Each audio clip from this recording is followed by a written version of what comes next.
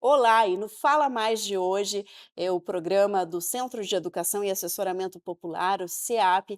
Nós estamos participando do Encontro Internacional de Educação Popular, promovido pelo CIAL, que é o Conselho de Educação Popular da América Latina e do Caribe. E esse encontro ocorre na Escola Nacional Paulo Freire, aqui em São Paulo. Então, ele conta com a participação de educadores populares que atuam na América Latina, no Caribe. E no programa de hoje a gente vai contar com a participação, então, da Verônica Del Cid, da Guatemala. A Verônica que atua como educadora popular, trabalhadora social e que também coordena a Rede Mesoamericana de Educação Popular, a Rede Alforja, e que é atuante também no CEAL. Então seja bem-vinda ao nosso programa, Verônica. Muito obrigada pelo convite. Estou muito feliz por estar nesse espaço, nesse encontro, neste diálogo compartilhado e agradecida por estar nesse programa falando com vocês. Verônica, a gente preparou aqui um roteiro com algumas perguntas, mas eu quero iniciar te pedindo para te contar um pouquinho da tua história, né, de atuação dentro da educação popular e também como é que tu chegou, né, à coordenação da Rede Alforja. Uy, bueno, Bem, yo quiero, eu sin ir muy quero, lejos, sem ir muito contar que longe, contar vengo de que origen venho de uma campesino, origem campesina, de de uma una familia família rural, rural. y E quiero quero traerlo al trazê-lo ao diálogo diálogo porque en porque, ese momento, naquele sin momento, sem claves chaves de de formação, formación, sin sem referências referencias de lo que la sobre a educación educação popular popular, se vive en se una vivia condición em de pobreza condição y de de pobreza e exclusión. de exclusão. Y eso va E isso foi generando gerando condiciones y condições e sensibilidades para sensibilidades para luego depois empezar a começar a preguntarnos por perguntar qué por que sucede isso eso. acontece. Y con el E com correr o del passar do tiempo, tempo, pues comecei inicié estudando estudiando em en un um proceso de processo de formación que formação estaba que muy estava muito vinculado a vinculado espacios a espaços religiosos, que era lo que religiosos, había que en la era o que havia na comunidad. comunidade. Por Por suerte, con sorte, com mucha muita vocación de disposição para entender y de compreender e articular para desde las articular desde as juventudes la juventudes a organización, organização, que luego que llevó a depois me estudiar el levou a magisterio cursar o magistério para maestra para de educación docente de educação urbana. urbana, Y eso me e permitió isso me empezar a permitiu conocer começar a territorios en una conhecer Guatemala territórios que em en uma ese Guatemala momento que, vivía un naquele genocidio momento, de vivia Estado, um genocídio de Estado, que que viveu vivió 36 años de 36 genocidio, anos de con genocídio, mucha com gente muita gente asesinada assassinada y e mucha gente muita gente desaparecida. desaparecida. Eso se vivía Isso se y eso vivia pues e isso pasa passa por tu pelo teu cuerpo, corpo. pasa por el Passa diálogo de la pelo familia, diálogo da por el família, temor en pelo la medo em casa y casa va e generando vai gerando claves que se van elementos que vão sumando se a esa juntando a formación. essa formação. Posteriormente inicié la Posteriormente, universidad iniciei a universidade estudiando trabajo estudando social serviço social y esto e implicó isso acercarme implicou me a otros aproximar de outros territorios, de esa territórios Guatemala dessa herida, de Guatemala esa ferida, Guatemala sufrida, especialmente especialmente no en lo que que aqui aquí llaman chamam de favelas. favelas. Lá Allá são son comunidades comunidades de periurbanas periurbanas que que han sido foram marginadas, marginalizadas, que que são son excluídas. excluidas. E Y aí ahí começar a empezar a fazer hacer esse ese trabalho trabajo de de educação educación popular, popular sem sin nomeá-lo nombrarlo así, assim, sino más mas como organización organização comunitaria, comunitária, permitiu permitió estar estar de dentro cerca de dessa esa outra otra realidad. realidade. Yo de Eu, de una uma realidade realidad rural, rural, viver vivía en nessas estas comunidades. comunidades, Então, entonces isso eso implicou implicó entender entender outros otro rostro rostos de da la pobreza pobreza y e la da exclusión exclusão e y de das las violências. violencias. Me Isso me permitió permitiu profundizar y la aprofundamento vida e a me vida me llevó levou más mais al ao ocidente occidente do del país país, com con comunidades comunidades rurais, rurales, indígenas indígenas del do ocidente. occidente. Ahí me Ali me formé formei más e en aí organización, ahí conheci conocí o al CEAL, CEAL, estou estoy falando hablando de ya 30 30 anos años, atrás. pero Mas también também mi minha organização, organización en ese naquele momento, momento participaba participava y e era era fundadora fundadora de da la rede red Alforja. Alforja. E Y então, entonces, como como parte parte de esa dessa responsabilidad, responsabilidade, fue foi empezar a começar a participar participar de de procesos processos formativos. formativos, Ahí e me aí eu entero que lo percebo que que o que hacíamos fazíamos antes antes en na la comunidad y comunidade e tal tal tenía tinha muito mucho de de educação educación popular, popular, pero mas esa essa dimensão dimensión política política se tenía que precisava de profundizar. aprofundamento. Havia Había processos procesos más mais pedagógicos pedagógicos y e que que também tenían tinham también una uma intención de intenção de transformación, transformação, pero mas no não eran eram conscientes conscientes de que que eso isso formaba formava parte de parte de una um apuesta projeto política pública. político-pedagógico. Ahí Aí empecé a comecei a conocer conhecer essas estas posibilidades, possibilidades, estos esses diálogos, diálogos, incluso inclusive mesoamericanos, con mesoamericanos, otra com outras gente. pessoas. Recuerdo un Lembro de um encuentro que encontro hubo en ocorrido na Guatemala, donde llegó Guatemala, onde mucha gente chegou de muita aquel, gente del do CEAL de aquel CEAL daquele momento momento E o diálogo justamente era sobre o sentido do nosso papel no trabalho como povo e como podíamos aproximar processos mais dialógicos, participativos, horizontais, que permitissem descobrir o que estava acontecendo nessa realidade. E bem, assim aconteceu. Eu fui incumbida por parte da minha organização na Rede Alforja, como representante da Rede Alforja. Estou falando do ano 2000, já há um tempo, e eu comecei a atuar na equipe de formação política da região. Isso fez com que, por um bom tempo, começávamos a construir um processo de formação mesoamericano, com alianças no Caribe e tal. Isso foi minha escola.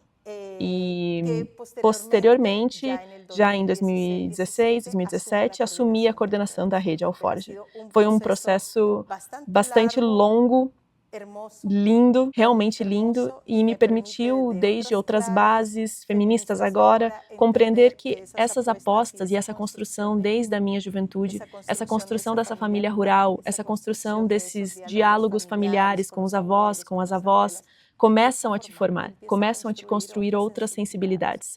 Então, eu quero tomar isso como parte da minha formação também. Nossa, que bacana, que história, hein, Verônica?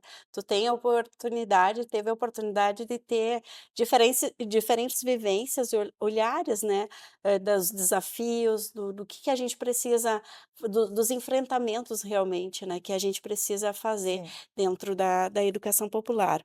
Para iniciar, então, agora dentro dessa questão da educação popular, tem um termo que muitas vezes as pessoas não conhecem, que é a questão da interseccionalidade. Então, eu queria que você explicasse o que significa, por que esse termo é importante dentro da educação popular. Quando nos formamos em toda essa perspectiva e essa construção da educação popular, sabemos que precisamos compreender a nossa condição prévia, a nossa construção desde uma classe. E desde aí entender a pobreza e por que somos pobres e por que essas condições de desigualdade e de exploração das pessoas. Mas começamos a notar que essa condição de exclusão e exploração é vivida pelas mulheres de uma maneira diferente. Mas, além disso, começamos a notar que não todas as mulheres vivem essa condição de maneira igual, mesmo que tenhamos uma construção e uma identidade de gênero parecida. As mulheres, então, que vêm dos povos indígenas, povos indígenas garífunas, que não são a normatividade, vivem essa opressão com outros significados. Mas, além disso, se você é jovem ou é velha, você também tem outra expressão de dominação no seu corpo. Então, vemos que a dominação, o poder, não é igual para todos, para todas, mas a partir das características sexuais, identitárias, de origem, do território de onde vens, da idade que tens, de todas essas características, também gera estratégias de poder específicas. E aí começamos a entender que o poder não é simples e que tem complexidades que precisamos explicitar, entender esses fios ocultos que são parte da construção dessa dominação. E também para nossos territórios, que desde o tempo da invasão começou esse entrelaçamento do poder, porque quando se invadem esses territórios, também vem um processo colonial, ou seja, uma série de normas, padrões, construções das instituições, das relações que se constroem, que marcam e racializam os corpos. E que te dizem, você tem essas características físicas, então você, dentro dessa estrutura de poder, você é parte dessa estrutura. Mas se teu corpo é branco, você tem outros privilégios. Mas se você tem outras características mais morenas ou afrodescendentes, você está, e assim vai baixando dentro da estrutura. Então, sexualizaram os corpos para poder explorar, dominar e controlar esse território, que estava sendo invadido. Este era o interesse do capital, que naquele momento não chamávamos capitalismo, mas havia o interesse de explorar e de saquear o território. Além disso, nessa construção de poder, o trabalho foi sexualizado, os corpos foram sexualizados. Por isso, para nós, para nossas terras, o patriarcado vem junto com o colonialismo, para poder fortalecer essa tríade de poder, que era de saquear e explorar. Não podemos entender isso de modo separado, porque nasce junto. E então, nessa sexualização dos corpos, às mulheres foi atribuído um papel e aos homens foi atribuído outro papel. E nesses papéis há privilégios para uns e para outros, mesmo que os homens também sejam corpos explorados e dominados, os homens, por sua vez, podem fazer isso com as mulheres porque têm outra condição.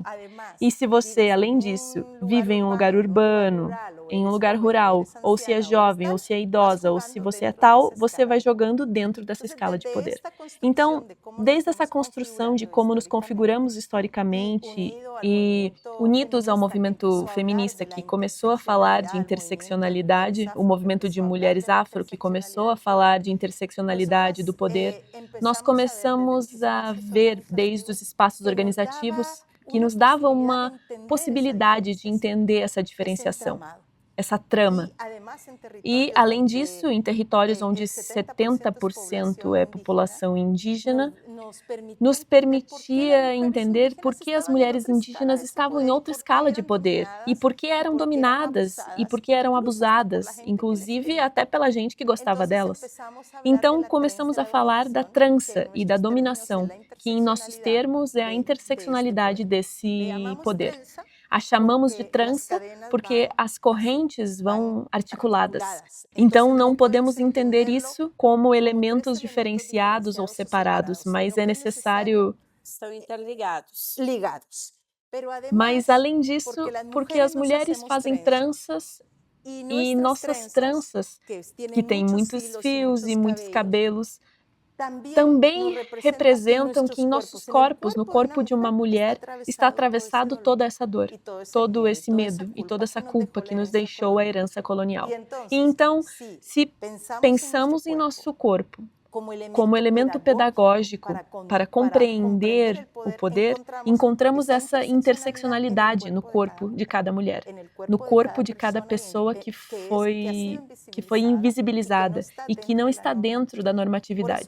Por isso falamos da interseccionalidade, porque se nossa aspiração é encontrar fios para romper essa corrente, precisamos compreendê-la.